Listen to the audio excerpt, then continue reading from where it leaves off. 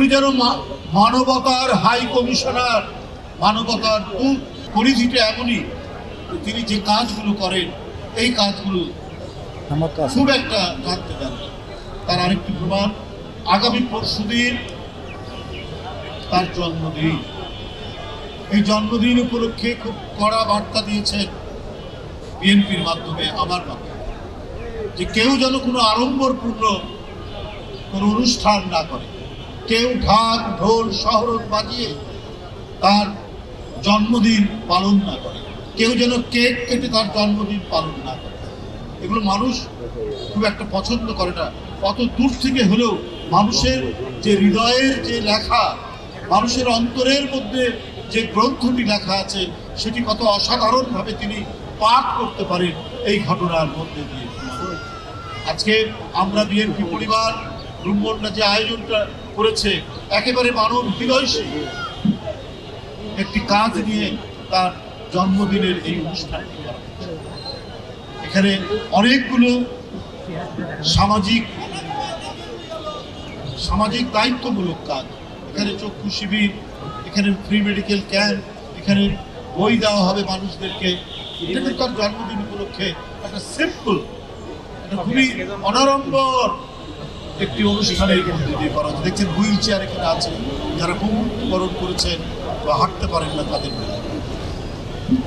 এইটাই হয় পৃথিবীতে রাজনীতি, উন্নত দেশের রাজনীতি কিন্তু এই। আমাদের সেই জিনিসটা শিখিয়েছেন তারেক রহমান। উনি যেন মানবতার হাই কমিশনার, মানবতার দূত। পদ্মা সেতু, মেট্রো রেল এবং এলিভেটেড এক্সপ্রেসওয়ে নির্মাণের গর্বিত অংশীদার বসুন্ধরা সিমেন্ট। এক স্কুলের 3 সেট বই, বিএম মডেলের 3 সেট বই তাদের হাতে তুলে দেওয়া হচ্ছে। এক স্কুলের 3 সেট মোবাইল, বিএম মডেলের 3 সেট বই, বিএম মডেলের।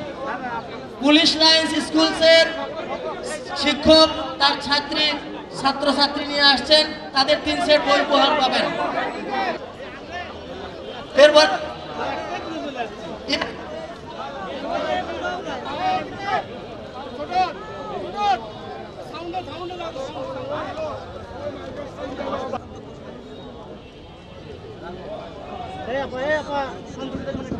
হবে সেই শিশুদের মাঝে হুইল চেয়ার বিতরণ অনুষ্ঠান হয়েছে।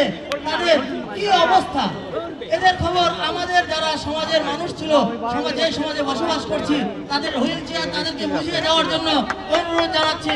একসঙ্গে আপনারা হাত দিয়ে হুইল চেয়ার বুঝিয়ে দিন এবং তাদেরকে স্বেচ্ছাসেবকদের দেখেছে এখান থেকে অনেকে অনুপ্রাণিত হবে।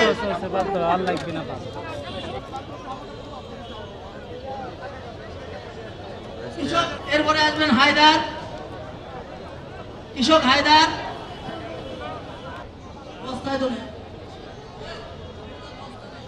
প্রোগ্রাম সফল করার কাজে আরো যারা সহযোগিতা করেছেন, রাশিদুজ্জামান পিয়াস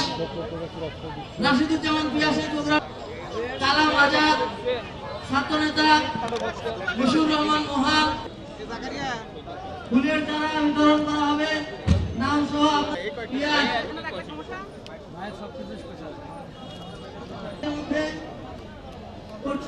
রিক্সা চালকদের মাঝে